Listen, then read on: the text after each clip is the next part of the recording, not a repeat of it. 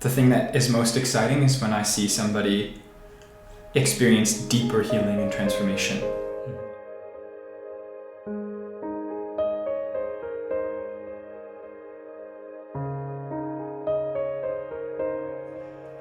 Dear friends, welcome to another edition of Spillin the Tea. I forgot my collar. I think Spillin the Tea is still valid if the priest is not wearing a collar, so we'll continue. We'll vouch for you. Still valid. It's an honor today to introduce you to Maxine Brown and James Pereira. Maxine and James, beyond being parishioners here at Stella Maris Parish, are also employees with the Archdiocese at Holy Cross Chaplaincy. And the reason why I asked them to come on Spillin the Tea this week is there's a real beautiful thing happening right in our parish. I love how beautiful things are happening, and I have nothing to do with it. It's good. It's wonderful as a parish priest to be talking about all these beautiful things that beautiful disciples are doing in our parish. So the beautiful thing I'm talking about is that the glebe at St. Michael's and the glebe down in Herring Cove at the former site of St. Paul's are currently used by Holy Cross Chaplaincy as formation households. Young women here in St. Michael's and young men down at St. Paul's. And so it's new. It's a new concept to the Archdiocese. We're the only parish that right now has these households. I hope they expand. So I just asked Maxine and James to come on to explain them. So with that wordy introduction, tell us about the formation houses. I'll give you a little bit of background, first of all. Father Craig Cameron, who is the vocations director and my direct boss at Holy Cross Chaplaincy, myself and the assistant chaplain at the time, which was Sister Teresa McDonald of the Franciscans of Halifax. During the pandemic, we had some time on our hands where we weren't on campus, and we decided to take the time to do some real strategic planning and organization of Holy Cross Chaplaincy. And within that, one of the categories that we built into it was what we called our big dreams. And one of the big dreams was to have some households. Households that were meant to be for discernment of vocation, which is either to married life, to single life, or to a religious life. But we wanted places where people could gather together, young adults could be together, live together, and learn how to discern what God had in His plans for them together and with us, helping them. And so it was, I guess, the spring or the winter of 2021 when I got a call saying that the glebe was going to be vacated at St. Paul's. Mm-hmm. And I was just like, my heart just exploded, and I was like, oh, this is an opportunity for us. And so we grasped that opportunity and talked about with the administrator at the time, and just sort of got a plan in place for moving some people in there. And that happened in September of 2021. We had some guys move in, started off with 2, and now we have 5 guys living there at the moment. And also then when the opportunity came up here for a women's household, which 100% was spurred on by the women that were involved in the community, and they wanted what the guys had. They wanted to have a household where they could live together. Mm-hmm. And then when you were so graciously offered this place to us, and they moved in here at the end of August and have been living here for a few months now, and it's just been such a blessing and such an answer to a prayer and our big dream that we had been praying for. Yeah. So tell us about just I don't think we really got into. So tell me a little about Holy Cross Chaplaincy that operates these households. Okay, sure. So Holy Cross Chaplaincy is kind of it's a Catholic young adult community for the Archdiocese of Halifax, Yarmouth. And the main way that gets played out is on campus. Obviously, most Catholic young adults in this Archdiocese are attending a university or another post-secondary institution. And so through a lot of prayer and looking at the history of how God has worked through the chaplaincies in the past in this Archdiocese, we found kind of the common thread was this intense experience of community in young adulthood that would then lay the foundation for deep roots of faith, community life that would last them not just through the 4 years of university, but all the way to the deathbed. Which I know sounds a little dramatic. So. But we really felt that conviction that what we really wanted to do more than anything was give young adults an experience of true biblical community modeled after the life that Jesus lived with his disciples, which goes like far deeper than any worldly understanding of fellowship. I think a really beautiful story to kind of illustrate this, just right here at Stella. Last Friday, the men had spent 2 months preparing and honoring for the women in the community. And so while the women were here having their women's formation night, they were upstairs in the sanctuary doing some prayer.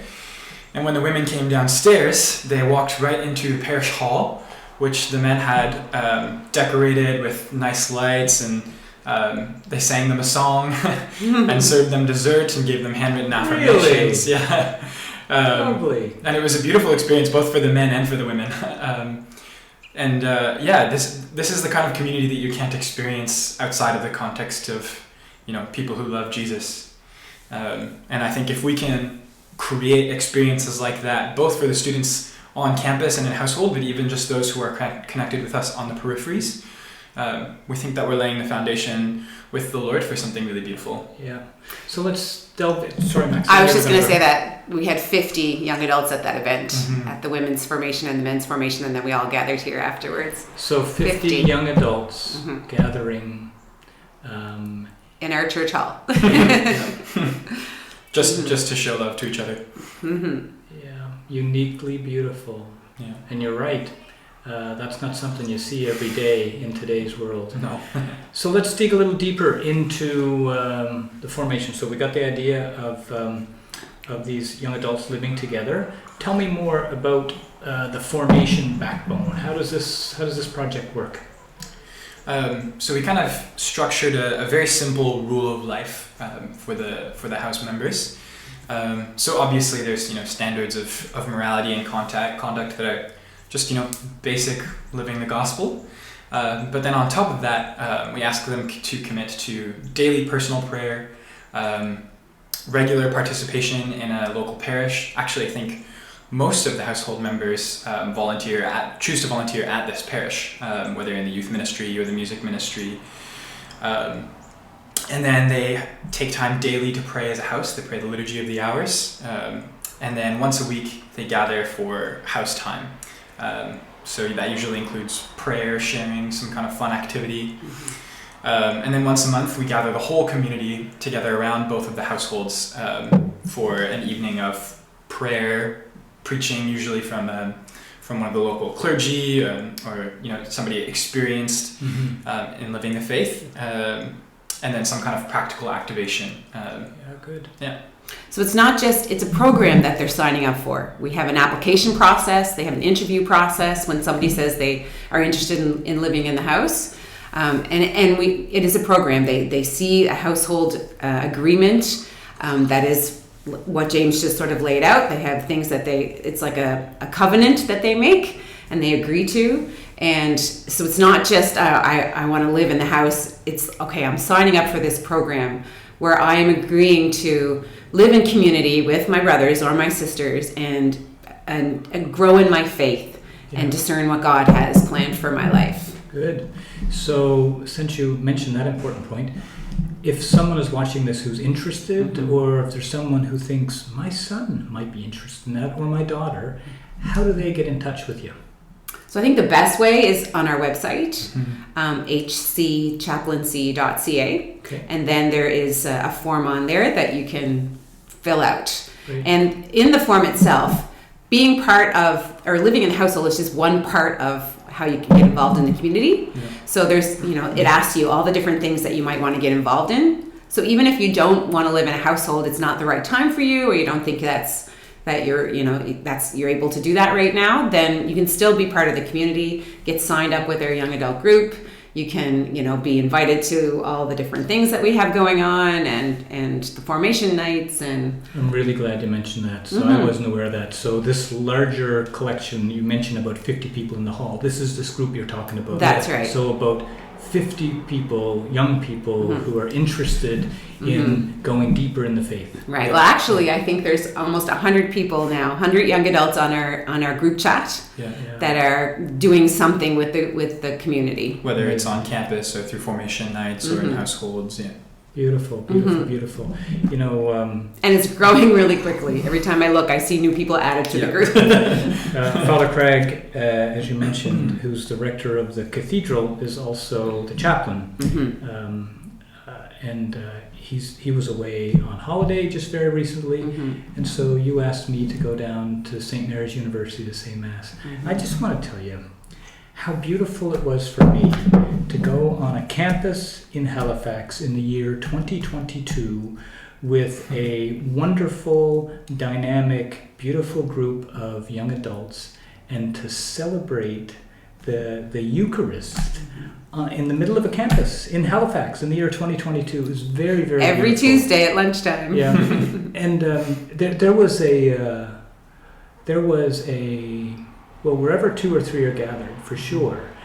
But wherever there's such a beauty and depth in the faith, they're hungry. And so as a priest, to celebrate the Mass with hungry people was very, very beautiful. Very beautiful. I'm sure, like everything, there are bumps along the way. So tell us, where do you see this model going? What's your goal? Where do you want this to be in 5 years? Wherever the Lord moves. For us, we've noticed that our greatest fruit is when something pops up on our hearts, and instead of moving in that direction, a lot of the time we just choose to wait.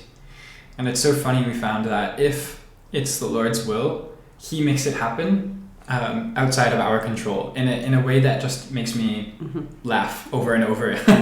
I cannot begin to describe the countless miracles that have happened in the 8 months that I've been working for the chaplaincy.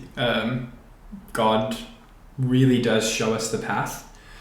And so I really have no idea what direction this could take. I know that right now we're fiercely devoted to the 10 young adults that are living in household.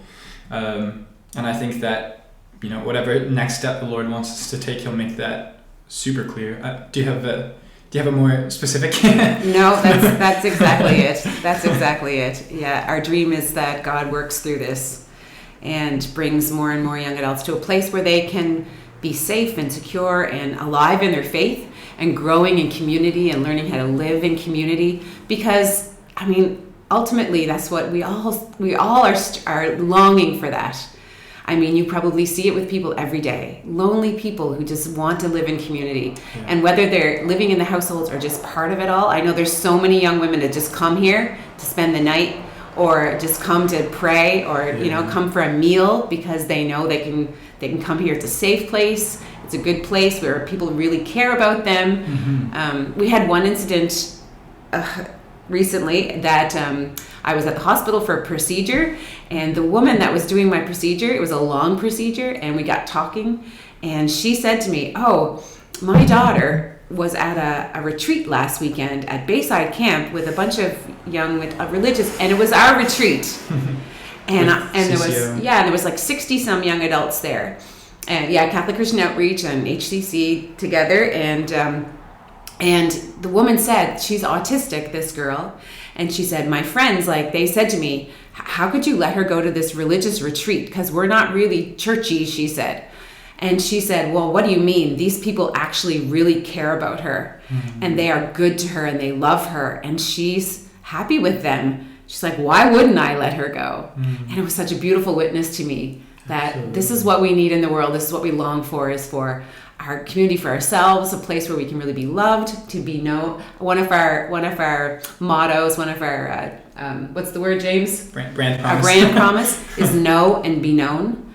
So to know God, to know yourself, to know others, and be known by God, and known by others and be known by yourself, you know, to know and be known. Like it's such a longing in our hearts. Yeah. And so to have a place where we can actually foster that with young people, it's something I really needed at that age. Yes. I guess you and me both, sister. Well, I'm sure that, you know, it would be amazing if this community grew in numbers. But for me, I think the thing that is most exciting is when I see somebody experience deeper healing and transformation.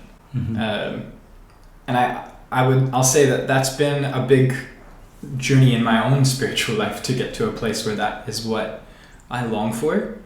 But I've just seen it be the most beautiful thing over and over, to watch these students mature so quickly and so deeply. I think if more students in our community could experience that kind of transformation and healing, that would be beautiful. Absolutely. Beautifully said. I think that might be the last word. What do you think? Do you have a last word? God is good. Amen. All the time. All the time. All right. I think that's awesome. Thank you. it. Thank you so much. That's